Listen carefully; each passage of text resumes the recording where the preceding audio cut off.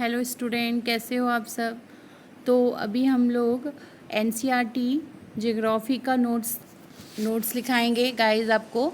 तो उसमें चैप्टर 3 पृथ्वी की आंतरिक संरचना इसका अध्ययन करेंगे और आप लोग इसको ज़रूर से ज़रूर पूरा देखें और नोट्स करते चले स्टूडेंट, ताकि आपका एक अच्छा सा नोट्स बन जाए। तो पृथ्वी, सौर मंडल में पृथ्वी एकमात्र ऐसा ग्रह है जिस पर जीवन विद्यमान है। यह अपनी स्थिति के अंतर्गत तीसरा ग्रह है।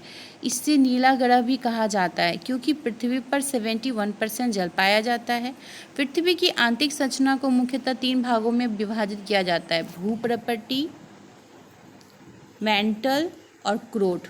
महत्वपूर्ण तथ्य: पृथ्वी की आंतरिक संरचना को समझने के लिए हम इसे कितने भागों में वर्गीकृत कर सकते हैं? 2।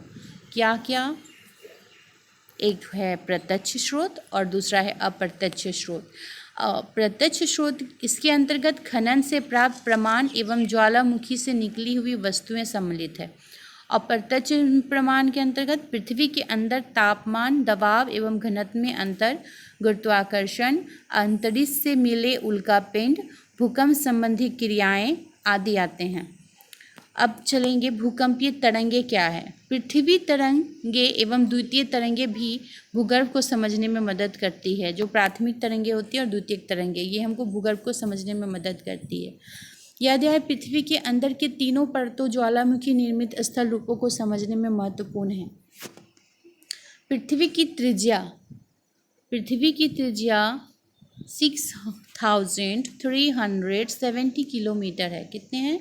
6370 किलोमीटर है या 6370 किलोमीटर है। पृथ्वी के आंतरिक भाग की जानकारी के प्रमुख स्रोत ज्वालामुखी, भूकंप, उल्का आदि हैं।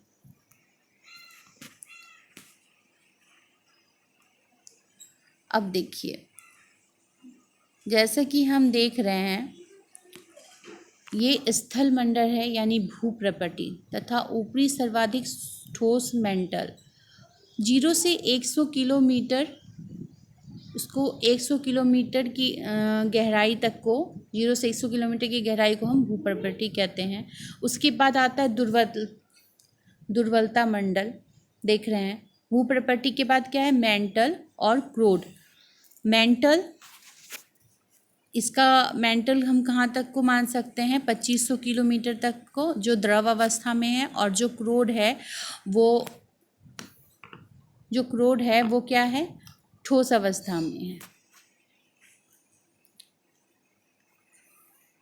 खनन क्रिया से हमें यह ज्ञात होता है कि पृथ्वी के धरातल में गहराई बढ़ने के साथ साथ तापमान एवं दबाव में विकास होता है। पृथ्वी के धरातल से 10 से 200 किलोमीटर तक की गहराई वाले भाग को स्थल मंडल कहते हैं। कितना? 10 से 200 किलोमीटर तक की गहराई वाले भाग को। दक्षिणी अफ्रीका की सोने की खानें 3 से 4 किलोमीटर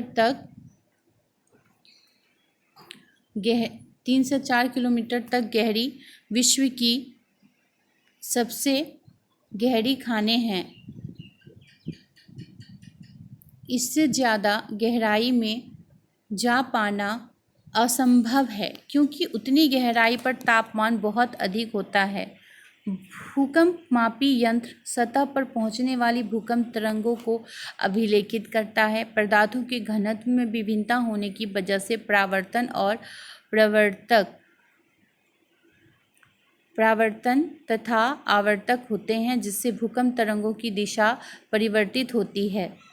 भूकंपीय तरंगें 2 प्रकार की होती है। इन्हें पी तरंगे और एस तरंगों के नाम से जाना जाता है। पी तरंगें तीव्र गति से चलने वाली तरंगें हैं तथा धरातल पर सबसे पहले पहुंचती हैं तथा इन्हें प्राथमिक तरंगें भी कहा जाता है। तो आप नोट, अगर दिक्कत हो तो आप पॉज करके भी लिख सकते हैं स्टूडेंट। पी तरंगें ध्वनि तरंगों जैसी होती हैं। ये गैस, तरल, ठोस तीनों प्रकार के पदार्थों से गुजर सकती हैं। एस तरंगें धरातल पर कुछ समय अंतराल के बाद पहुंचती है और ये द्वितीय तरंगें कहलाती है।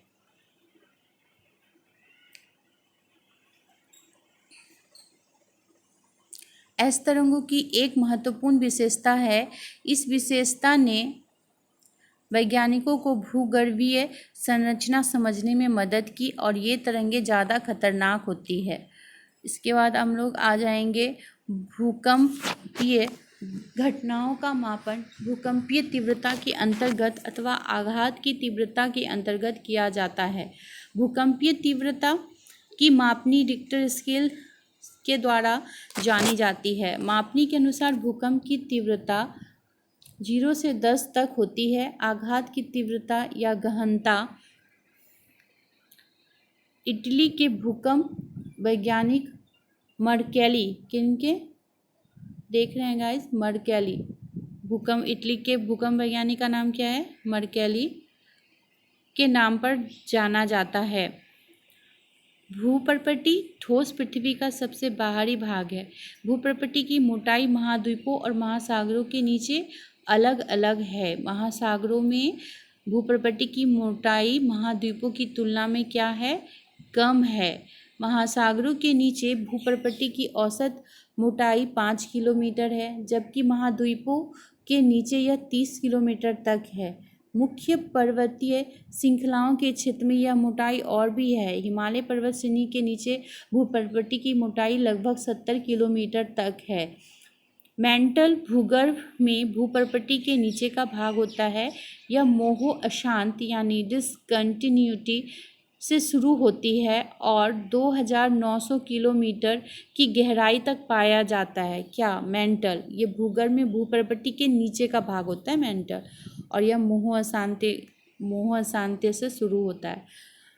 क्रोड भूगर्भ का सबसे निचला भाग है। बाह्य क्रोड तरल अवस्था में है, यद्यपि आंतरिक क्रोड ठोस अवस्था में पाया जाता है। क्रोड की गहराई कितना है, 2900 किलोमीटर से 6368 किलोमीटर तक होती है। विशाल प्रवाह को छोड़कर पृथ्वी पर पाए जाने वाले सभी ज्वालामुखी में सिल्ड ज्वालामुखी सबसे बड़ा है। उदाहरण, हवाई द्वीप के ज्वालामुखी, हवाई द्वीप के जो ज्वालामुखी हैं वो क्या है, सिल्ड ज्वालामुखी हैं। तो स्टूडेंट, इतना ही था। उम्मीद है कि आपको अच्छा लगा होगा, तो आप ज़रूर लाइक, शेयर और सब्सक्राइब करिएगा। Thank you guys.